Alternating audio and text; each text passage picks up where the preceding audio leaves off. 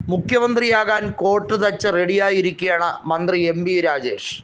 പിണറായി വിജയന് ശേഷം ഇടതുപക്ഷത്തിൻ്റെ അമരത്തേക്കെത്താൻ എം.ബി. രാജേഷ് വലിയ രീതിയിൽ തിടുക്കപ്പെട്ടിരിക്കുകയാണ്.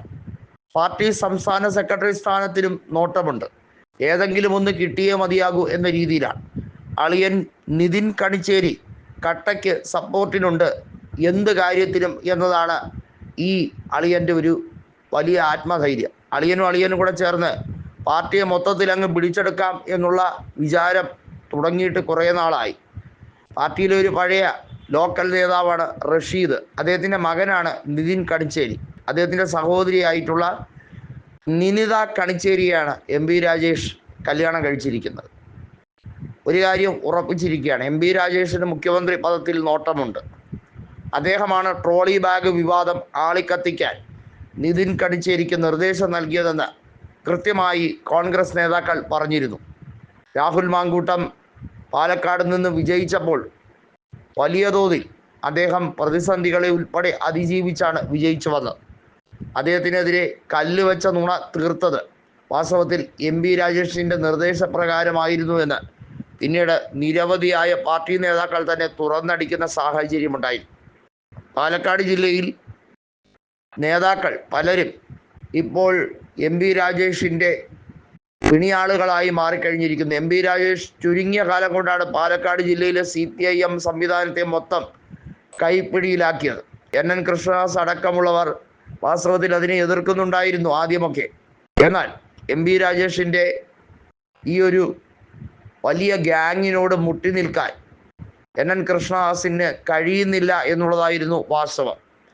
2 തവണയാണ് പാലക്കാട് MP ആയത്. 2009 സതീശൻ പാച്ചേനിയെ വെറും 1800 വോട്ടുകൾക്ക് മാത്രമാണ് പരാജയപ്പെടുത്തിയത്. അതൊരു നേരിയ തോൽവി മാത്രമായിരുന്നു സതീശൻ പാച്ചേനിക്ക്. 2014 MP വീരേന്ദ്രകുമാറിന് മനസ്സോടെ കോൺഗ്രസ് സീറ്റ് കൊടുത്തതാണ് എം.ബി. രാജേഷിന് അല്പമെങ്കിലും ഭൂരിപക്ഷം കൂടാൻ കാര്യം. എന്നാൽ 2019 ലോക്സഭാ തെരഞ്ഞെടുപ്പിൽ എം.ബി. രാജേഷിൻ്റെ എല്ലാ പ്രവർത്തനങ്ങൾക്കും വിരാമം വിട്ടുകൊണ്ട് അവിടെ VK ശ്രീകണ്ഠൻ വലിയ രീതിയിലുള്ള മേൽക്കൊയ്മ നേടിയെടുത്തു. 2024 VK ശ്രീകണ്ഠൻ ആ വിജയം ആവർത്തിക്കുകയും ചെയ്തു. അതോടുകൂടിയാണ് എം.ബി. രാജേഷ് നിയമസഭാ തെരഞ്ഞെടുപ്പിലേക്ക് 2021 മാറിയതും തൃത്താലയിൽ നിന്നും VT ബൽറാമിനെ നേരിയ മാർജിനിൽ, അതായത് 2000 വോട്ടുകൾക്ക് തോൽപ്പിച്ചുകൊണ്ട് അദ്ദേഹം ആദ്യം സ്പീക്കറായി, പിന്നീട് അദ്ദേഹം തദ്ദേശ സ്വയംഭരണ വകുപ്പ് മന്ത്രിയായി. ഇപ്പോൾ ലക്ഷ്യം മുഖ്യമന്ത്രി സ്ഥാനത്തേക്കാണ്. അതിന് പിണറായി വിജയൻ ഒരു കാലത്ത് സമ്മതിക്കില്ല എങ്കിൽ പോലും പാർട്ടിയെ ഉള്ളം കൈയിൽ പിടിച്ചടക്കാൻ വേണ്ടിയുള്ള ചില കളികളൊക്കെ എം.ബി. രാജേഷ് തുടങ്ങിയിട്ടുണ്ട്.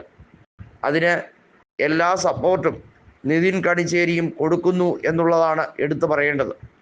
അങ്ങനെ വരുമ്പോൾ മുഹമ്മദ് റിയാസിനേക്കാളും എം.ബി. രാജേഷിൻ്റെ പേര് ഉയർത്തിക്കാട്ടാൻ ശ്രമിക്കുമ്പോൾ പിണറായി വിജയൻ എങ്ങനെയും സ്വന്തം മരുമകനെ സംരക്ഷിക്കേണ്ട ബാധ്യത കൂടിയുണ്ട്. എന്നാൽ രാജേഷ് വിടുന്ന ലക്ഷണമില്ല.